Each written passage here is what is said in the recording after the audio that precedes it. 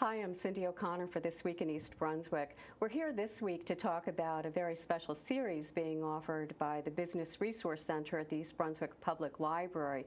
We're going to be talking about the first in the series, which will be offered at the end of this month, Using Social Media Responsibly. I'm very happy to welcome the owner of Cutter Tech Training. Welcome, Carlton. Oh, thanks, Cindy. Thanks for having me. I was hoping that you could talk a little bit about what you'll be talking about the night of the seminar. Sure. What I'm looking to do is just inform the public a little bit more about how you can use social media more of as a communication tool. And what I find is a lot of people get on social media and they want to just post everything and anything out there, and they don't understand that it's the internet, that Facebook and Twitter and all these sites, it's the internet, and when you put it on the internet, it can stay on the internet. So I think this class is really going to benefit a lot of different people. First of all, you have students that are currently in all the way starting from middle school right now, getting on Facebook and getting on Tumblr and some of these sites, and just getting on there not knowing exactly how to use it, and parents don't exactly understand how it works to be able to show the kids how to use it correctly.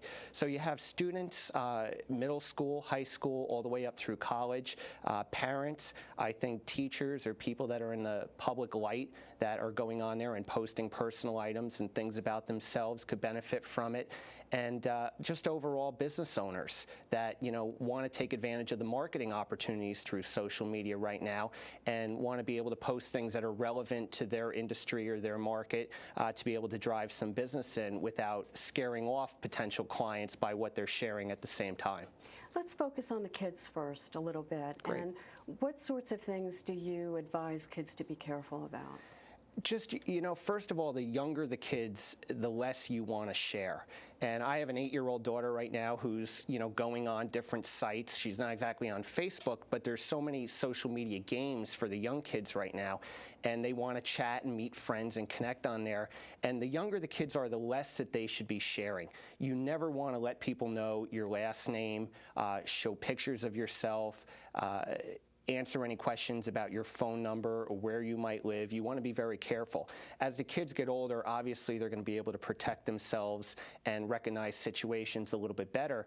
And in high school and college, you want to be careful of really putting things out there that could damage your reputation or sharing things that just don't make sense. You kind of want to go with the so what thought process. If you're putting something on the internet or on social media and people are going to look at it and say, so what, it's probably not something you should be sharing. You just want to be careful with photos and videos and things along that line that could end up damaging your reputation in the future, because when you apply for college or you apply for jobs, they have the opportunity to do criminal history checks or background checks. And right now, these people doing the background checks and the companies doing the checks and the colleges, when they're recruiting, are going to look at how you're using social media. And if you're on there complaining about going to work that day, or you're sharing, pictures of yourself that put yourself in the wrong light, you're not showcasing the best of your characteristics, it could end up damaging your reputation to the point where a college may pass or a job opportunity may end up passing on the person.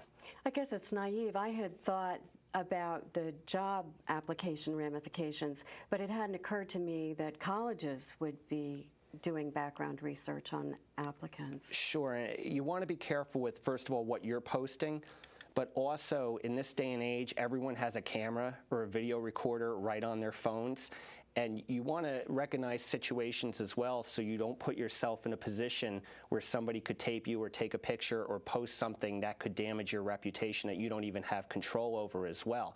So it's a little bit scary, but at the same time, there's so many positives that come along with social media as a communication tool, and just to be able to share in each other's lives, and especially with the change in society and the change in generations, and they're growing up on using the internet and using their iPhones and their Droids and the iPads and all these tools as a communication tool to help themselves to basically give themselves a global audience where you can make connections with people all over the country and all over the world and build these relationships up, which could end up benefiting them in the long term.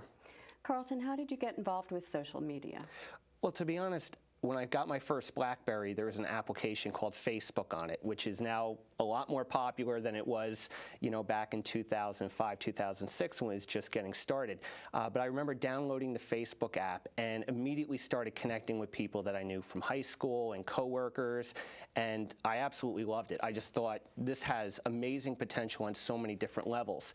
And I play in an 80s cover band called the Hazmats. We've been together forever, and within 2 or 3 weeks, I had 350 people connecting with my band on Facebook, and it had taken us over 12 years to get about 150 people on our email distribution list.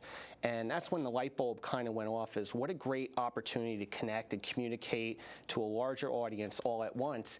And being a manager with Weichert Realtors, immediately the light bulb went off, is what a great marketing opportunity for our agents to be able to get out and let people know that they're in real estate and share photos and pictures of their new listings or what they've sold. So as a marketing tool, it intrigued me. As a communication tool, it intrigued me. And as I got more familiar with Facebook, I started learning about LinkedIn and Twitter and blogging and all of that, which then eventually led me to training real estate professionals within my company. And then I really wanted to make a difference because I loved it. I liked the training aspect, and I thought, the public, I think, really needs to learn a little bit more about what's happening with the internet and the changes of the internet. So I decided to start Cutter Tech Training, and the first place I came to was the East Brunswick Library, and I started working with the Business Resource Center here, and it led to a lot of great other opportunities for me to now get out and present pretty much along the East Coast about opportunities and learning more about social media. When you present on the 29th here at the library for the Business Resource Center, who do you want to see in the audience? I'd like to see a lot of students and parents.